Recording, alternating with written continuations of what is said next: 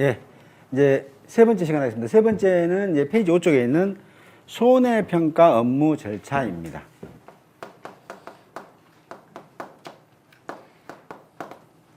보험 대상 농작물에 보상하는 재해가 발생해서 손해가 발생하게 되면 우리는 그 피해 사실을 확인하고 평가하는 일련의 과정을 우리는 손해평가라고 했습니다. 자, 그러면 진짜로 보험 대상 농작물에 손해가 발생했을 때 우리는 평가반을 구성을 해야 돼요. 누가 갈 거냐, 어떤 사람을 보낼 거냐라는 거예요. 지나가는 사람 보고 당신이 좀 해주세요 할 수도 없는 거잖아요. 고현석이가 평가사인데 우리 각시 보고 가서 해달라고 할 수도 없는 거란 말이에요. 그래서 여기 보게 되면 손해 1번 사고 접수는 꼭 읽어보세요. 사고 접수는 계약자가 농협에다가 나 우리 집에 지금 보험 사고 지금 태풍이 왔어, 가물었어, 병충해, 즉 보장하는 병충해가 왔어, 뭐 이런 식으로 신고가 되게 되면 보험회사는 접수를 합니다. 농협은 접수를 하고 접수증을 드리거나 문자 메시지를 줘요. 귀하는 사고가 접수됐습니다. 평가사는 누구누구 평가반이 연락을 드릴 겁니다. 라고 이렇게 접수, 문자 메시지를 통해서 주기도 하고요. 또 직접 농협에 가서 신고하게 되면요, 종이로 접수증을 써줍니다. 농협에서. 사고가 접수됐습니다. 라고 접수증을 써드리기도 합니다. 그럼 이렇게 접수가 되면은 그 농지를 조사를 해야 될 거 아니에요. 또는 그 과손을 조사를 해야 되는데, 첫 번째로 뭐냐면 조사를 어떤 조사를 할 거냐, 조사 종류를 알아야 된다고요. 그러면 조사 종류를 결정하는 방법은 품목, 즉 이게 사과냐 아니면 벼냐, 밭작물의 마늘이냐, 뭐 아니면 자두 품목이냐, 뭐 이런 식으로 품목을 먼저 알아야 되고요. 지금 그 작물의 생육 시기는 언제냐, 생육 시기, 아까처럼 적과 전이냐, 적과 후냐, 지금 벼 같은 경우는 한참 자라고 있느냐, 아니면 다 수확할 때가 됐느냐, 뭐 이런 것들이죠. 생육 시기도 알아야 되고요. 재해에, 즉 그러면 무슨 재해가 왔냐, 태풍이 피해를 입었냐, 강풍 피해를 입었냐, 냉해 피해를 입었냐, 이렇게 재해 종류에 따라서 조사해야 될 종류를 정합니다. 결정을 해요. 예를 들어서 사과 품목에 적과를 하고 한참 키우고 있을 때 태풍이 발생했다면 이 말이잖아요. 무슨 조사를 할 거냐라는 거예요. 그렇죠? 이때는 적과를 했으니까, 적과 아까 설명드렸죠?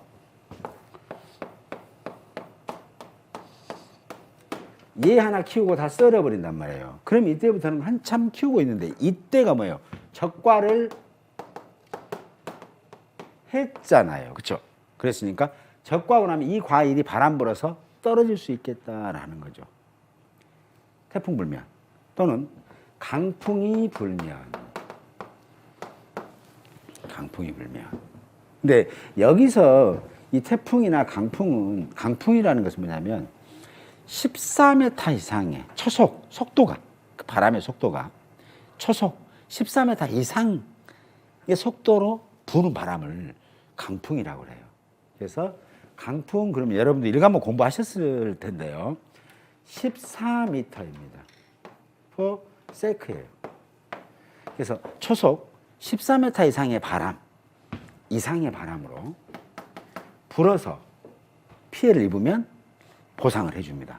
즉 과일이 떨어진다, 보상해드려요. 나무가 박살난다, 보상을 해드립니다. 그러면 이게 시속으로는 얼마나 되느냐면 50.4km 정도 돼요. 그래서 여러분들이 이제 공부하실 때 차 운전하실 때 시속 50km 정도 탁 하면서 문을 열고 손을 살짝 내밀고, 너무 많이 내밀면 옆차 가서 이렇게 하면 이제 그러니까 조금만 내밀면서 그 느낌을, 이 정도 센 바람에 이게 과일이 떨어지면 보험회사가 책임지는구나 라고 생각하시면 될 것 같아요. 이거 뭐 똑같죠. 14m니까 똑같잖아요. 14m에 얘는 메타잖아요. 키로 하면은 지금 50.4km로 바꾸니까 14m면은 키로로 한 사람은 몇 메타 이가요? 1000km, 14m를 키로로 환산하면은 얘가 메타를 키로를 미터로 환산하면 14 곱하기 1000 해주면 되죠. 그렇잖아요. 그리고 시간은 어때요? 지금 초속이니까 1시간이면 몇 초예요? 60분에 곱하기 60초 하니까 3600초로 나누게 되면 얼마 나와요? 50.4, 얘가 킬로미터니까 킬로미터 곱하기 시간 될 겁니다. 되시죠? 그래서 이렇게 맞춰보는 거다. 그래서 바람의 속도는 그 정도 바람이다. 14m, 초속 14m 이상이면 이 정도 바람이다. 라는 것만 좀 아시면 됩니다. 자, 그래서 예를 들어서 손해평가를 할 때는 먼저 어떤 조사를 할까? 조사 종류를 결정을 합니다. 그래서 품목이 어떤 품목이고 생육 시기는 지금 시기가 어떤 상태냐? 과일이 달려있냐? 과일이 안 달려있냐? 지금 이 모양으로 되어 있느냐?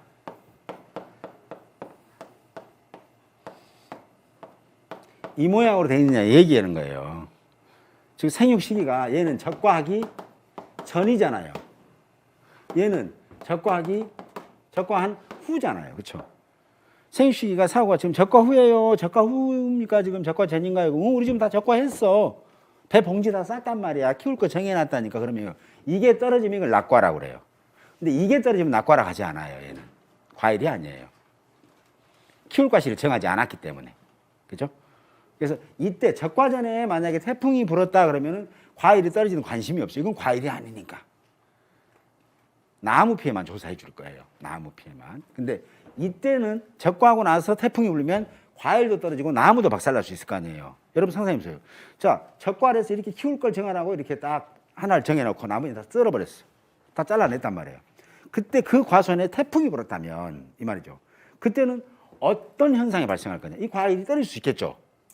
그리고 이 나무도 박살날 수 있겠죠. 절단, 부러질 수도 있고요. 더벅, 쓰러질 수도 있다는 얘기겠죠. 그래서 이렇게 되면 제가 이제 어차피 적과전에 종합이업 방식 공부를 하셔야 되는데 문제를 줄 겁니다. 이때에 이런 농지였을 때는 조사 종류를 모두 쓰라 라고 물어본다면 이거 하나 갖고도 이제 이렇게 품목, 생육시기, 재종류 갖고 조사 종류라는 이 한 줄 가지고 문제를 만들 거예요. 이제부터. 그럼 이때 사과 품목일 때는 무슨 조사를 할 거냐 하는 거죠. 그럼 결국은 뭐예요? 적과 후니까 과일이 정해졌으니까 낙과 피해가 있겠구나라는 걸 알 수 있겠죠. 낙과 피해 조사를 해야 된다는 거예요. 조사 중. 두 번째는 태풍이 불었으니까 이 사과나무도 절단이 되거나 도복될 수 있겠죠. 그래서 나무 자체도 피해를 입을 수 있겠다 해서 나무 피해 조사를 한다. 두 가지 조사를 할 수 있습니다. 만약 이 과수원이 사과가 아니고 단감과수원이라든가 떫은감과수원이었다고 했을 때는 어떤 조사를 할 거냐라는 거잖아요. 적과 후에 태풍이 불어서 단감과수원에 태풍이 불 때는 무슨 조사를 할 거냐. 모든 조사 종류를 다 쓰시오. 업무 방법에 명시된 조사 종류를 모두 쓰라고 하면 당연히 단감이 떨어질 수 있겠죠. 그래서 낙과. 단감 나무가 또 쓰러져 도복이나 절단이 될 수 있겠죠. 나무 피해. 그 다음에 단감은 유일하게 또 떫은 감은 감 잎이 떨어지면 그것도 피해로 인정해 드립니다. 그래서 낙엽 조사도 합니다. 낙엽 피해 조사. 감은 감잎이 있으면요.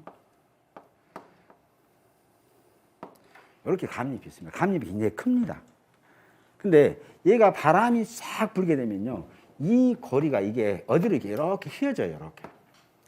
바람이 맞으면 이렇게 휘어진단 말이에요. 그러면서 이 고리가 상당히 경화돼 단단해요. 그래서 힘을 받으면 이게 휘청 휘어져야 되는데 안 휘어지고 똑 부러져 버려요. 특히 단감보다는 떫은 감이 더 잘 부러집니다. 그러면 이파리가 없으면 여기 달려있는 감은 잘 크질 못해요. 감이.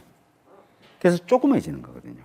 그래서 그 피해를 보험자가 인정해 주려고 낙엽 피해도 같이 조사하는 거예요. 그래서 어떤 품목이냐에 따라서 조사하는 종류가 달라질 수 있다라는 거예요.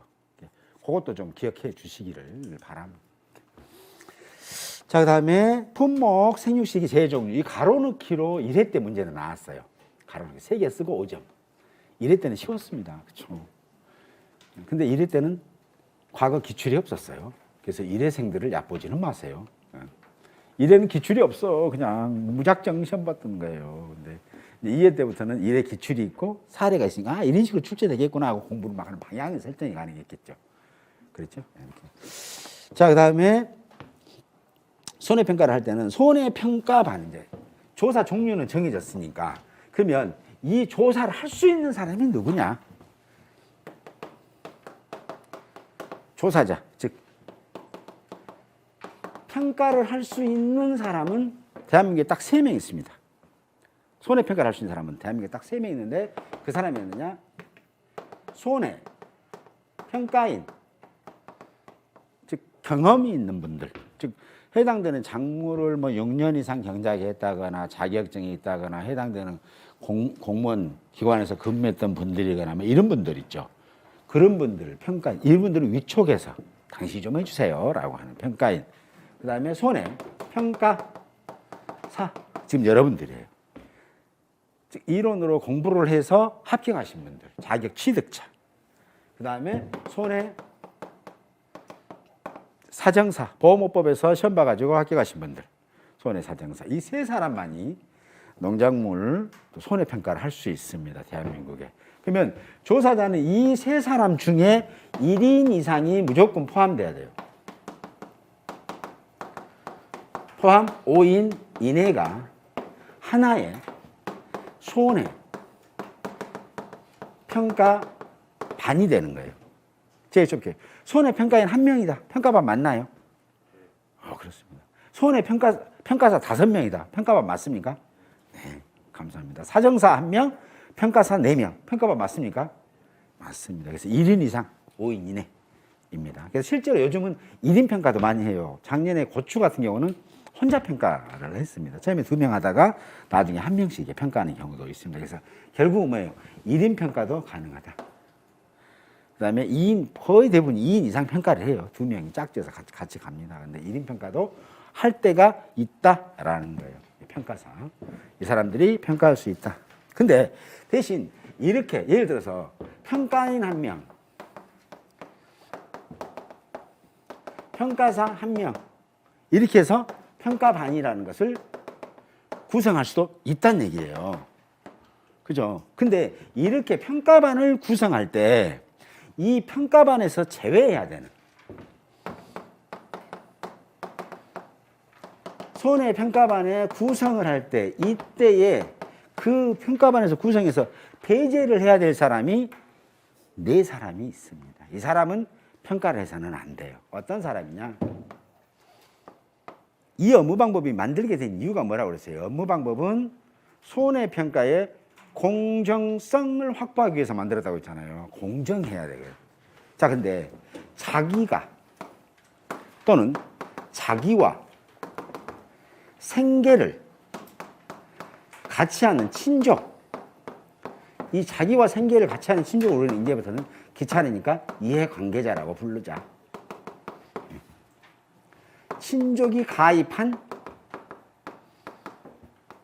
보험계약 평가는 하면 안 됩니다. 쉽게 말하면 뭐냐?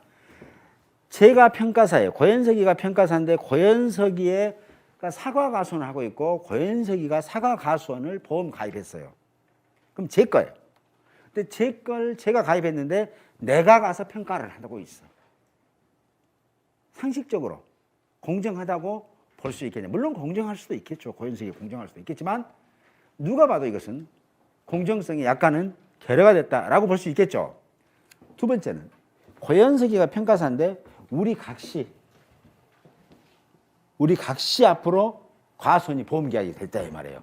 그걸 내가 가서 평가할 수 있겠냐는 거예요. 공정성이 약간의 문제가 있을 수 있겠죠. 그래서 그건 안 된다라는 거예요. 그거. 두 번째, 자기 또는 자기와 생계를 같이 하는 친족, 이해관계자라고 합니다. 관계자가 모집한 보험계약이 있습니다. 이 말은 뭔 말이냐? 제가 농협 직원이에요. 근데 보험 모집도 해요. 형님, 사과 보험 계약 체결을 합시다. 내가 모집은 내가 한 걸로 하고, 형님. 알죠라? 내가 하면 내가 평가할 수 있으니까 가서 또 내가 넉넉하게 피해율도 잡아드리고 그런 식으로 살지 있겠어 인생이 이런 식으로 할 사람은 대한민국에 한 명도 없지만 그래도 누가 봤을 때 보험을 모집한 사람이 그 모집한 계약을 그 계약자한테 가서 자기가 평가해 준다고 한다면 공정하지 못하다. 또 고현석이가 평가사고 우리 집사람이 각 씨가 보험 모집자예요. 보험 모집인이요. 근데 우리 집사람이 모집한 보험계약건을 신랑이 가서 하면 부부는 일심동체인데 그 신랑이 가서 하면은 각 씨가 전화할 거 아니에요. 뺄렐렐레 하고 이러세요. 그 집 내가 보험계약 체결했으니까 자기 알아서 해. 내일 밥 먹으려면 그냥 알았어. 이러면서 이 부부 일심동체. 그게 안 된다는 얘기죠. 됐겠죠? 네. 그 다음에 세 번째는 뭐냐면 세 번째가 갑자기 또 생각. 이거 항상 갑자기 생각 안 나더라고요, 그렇죠? 보험 가입자가 이제 이건 주거니 받거니예요.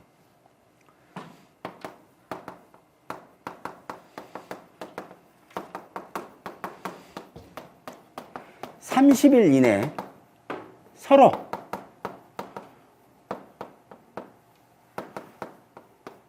손해평가. 보험 가입자가 예를 들어서 보험 가입자입니다. 그러면 A 사과과수원의 주인이 김평가사예요. 배과수원은 고평가사예요. 그러면 이 김평가사는 배과수원의 평가를 예를 들어서 6월 10일 날 했어요. 김이 와서. 근데 코가 가가지고 김 거, 내 거 해줬던 김평가사 거 가서 6월 30일 날 이 집까지 평가해 준다면 과연 공정하다고 볼 수 있겠냐라는 거예요. 서로 보험 가입자 간에 주거니 받거니. 이 사람은 김평가사는 6월 10일 날 내 거를 해주면서 내가 그랬죠. 야, 내가 자네 거 해줄 거니까 내 거 좀 넉넉하게 좀 잘 좀 해줘. 이게 예, 알았어, 형님. 끝나고 나서 형님 넉넉해. 무지하게 넉넉해 보러. 그렇게 알았어. 나 내일 모레 가니까 또 가서 야, 동생 자네는 넘쳐버리네. 이러면 되겠냐는 거예요. 그럴 사람이 대한민국에 한 명도 없지만 누가 봤을 때 객관적 공정성이 떨어질 수 있겠다라는 거예요. 두 번째, 마지막으로 한번 세 개는 뭐냐면 아까 우리가 공부하셨죠. 검증조사, 재조사 있죠. 재조사라는 건 뭐예요? 보험 가입자가 손해평가반의 설명의 결과를 듣거나 통지를 받은 날로부터 7일 이내에 그 손해평가가 잘못됐음을 입증하는 서류를 녹음에 제출하게 되면 보험회사는 다른 평가반, 다른 이 평가반이 가야 되는데 자기가 평가한 건에 대해서 검증조사를 하거나 재조사를 평가반으로 구성하면 안 된다는 거예요. 그래서 다른 평가반, 고현석이가 이 농지에 평가를 했는데 이 농지의 가입자가 이 고현석이 이 평가 나 못 믿겠어 하고 재조사를 해달라고 요구했더니 다시 고현석이 갖고 재조사 신청했을 때요. 맞아라 이거 맞아 차 한잔해 맞아 무엇을 맞냐고. 그렇죠? 그래서 그때는 안 된다. 재조사는 원래 했던 사람이 가면 안 된다. 검증도 마찬가지. 검증은 뭐라 했어요? 공정성 때문에 간다 했죠. 니들이 진짜 평가를 잘하는지를 검증 조사를 할 수 있는 사람 대한민국에 2명이 있다고 그랬죠. 누구예요? 보험회사하고 재보험자라고 그랬잖아요. 이 재보험자가 검증조사반을 꾸리는데 그때 고현석이를 넣었단 말이에요. 거기다가. 근데 고현석이 검증을 왔더니 내 거야. 그러면 내 걸 내가 검증하면 되겠냐는 거잖아요. 안 된다는 거잖아요. 그렇죠? 그래서 이 네 가지 이 평가반을 판때기를 짜더라도 평가를 할 수 있는 사람 대한민국에 3명이 있다고 그랬습니다. 평가인, 평가사, 사정사. 근데 이 사정사인데 이 세 사람을 갖고 평가반을 구성을 해요. 다른 사람 넣지 않고. 이때 이 세 사람을 갖고 넣을 때 이 세 사람 중에 한 명 가도 되고 또는 5명 이내를 하나의 반으로 만들 수도 있다라는 거예요. 근데 그 반에 이런 사람은 빼야 된다는 거예요. 되셨죠? 됐고요. 얼른 하고 문제 풀어볼 겁니다. 문제 좋아하시죠? 자, 6번 현지 조사 실시 있고요. 그 다음에 현지 조사 결과 입력, 보통 모바일로 입력하거나 조사하면은 특별한 사정이 없으면 5일 이내에 다 입력을 해야 됩니다. 그 다음에 본부 직접 조사 및 검증 조사 있습니다. 본부 직접 조사라는 게 뭐냐면 서울에 있는 NH 손해보험에 본사가 있어요. 근데 만약에 긴급하게 조사를 해야 돼. 즉 배가 수학기 때 툭 떨어졌어. 근데 풀밭에 착싹 앉았단 말이에요. 바람 불어가지고 13m 이상 바람 불었습니다. 이 13m 굉장히 중요하거든요. 왜냐하면 우리가 어디서 배 떨어졌다 그러면 먼저 기상청 자료를 봐요. 근데 13.7m. 아이고 안타깝습니다. 안타깝습니다. 왜냐면 보험에서 책임지지 않아. 근데 14.1m, 14m 예 가겠습니다. 가겠습니다. 13.9m 어쩔까요? 안타까워서 이렇게 되는 거죠. 14m 예 가겠습니다. 조사할게요. 이렇게 되는 거예요. 이게 보상 책임 여부 때문에 그렇거든요. 그죠? 근데 배가 딱 떨어지는 이 평가반을 구성하려면 전화해야죠. 이번에 평가해야 되는데 갈 수 있으면 오늘은 안 되고 내일은 안 되고 모레는 오후에 2시간 가능하고 글피 안 되고 글피 안 되고 냅두시오 빠지시오 이렇게 되는 거잖아요. 그래도 평가반 구성하려면 배가 오늘 떨어졌으면 바로 내일 조사하고 바로 우리 조사 끝나면 그놈을 정상인 것은 빨리 내다 팔 수 있게끔 해드려야 되는 거잖아요. 근데 우리가 조사가 늦어 평가반 짜지라고 늦어 막 5월 10일 걸려. 그러면 정상인 과실도 썩어가.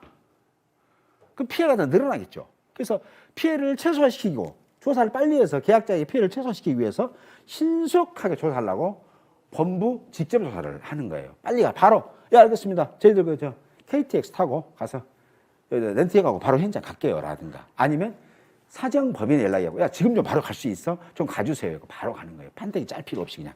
너희들 평가, 사정사 둘이 갔다 와. 뭐 이런 식으로. 이건 뭐다? 신속성. 그죠? 검증조사는 뭐예요? 공정성 때문에 한다. 라는 거 좀 기억해 주시면 되고요. 구역 담당자 있습니다. 구역 담당자는 뭐냐면 예를 들어서 여기에 지금 착과수 조사를 해야 돼. 이 시군 지역을. 착과수 조사해야 될 건이 뭐 한 1,500건 돼. 과수원이. 그럼 이것을 누가 이제 뭐 몇 명에서 조사할 수가 없어요. 그래서 거기다가 세계적으로 조사하려면 평가서도 내야 되는데 그래도 총 대상을 정해놔야 돼. 그러면 많은 경험과 관리 능력이 있는 분들을 정하는 거예요. 이걸 우리는 구역 담당자라고 그래요. 그래서 보험회사에서 그 사람을 정해놔. 자, 네가 여기 구역 담당을 해라.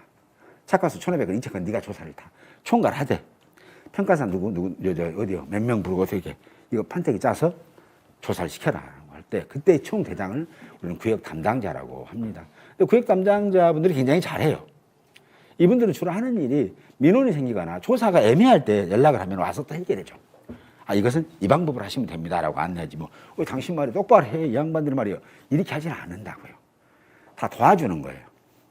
서브 역할을 많이 해주더라 이렇게 보면 됩니다. 그래서 손보에서도 아주 좋게 이분들을 평가하고 있고요. 이분들도 너무 열심히도 잘해주시고 그렇습니다. 그다음에 이제 결과 안내 및 보험금 지급이 있습니다. 자, 그러면 지금까지 손해평가에 대해서 우리가 알아봤잖아요. 그래서 유인물 드린 거 있죠. 요거 15점짜리 문제 한번 풀어봐야 되지 않겠습니까? 우리가 또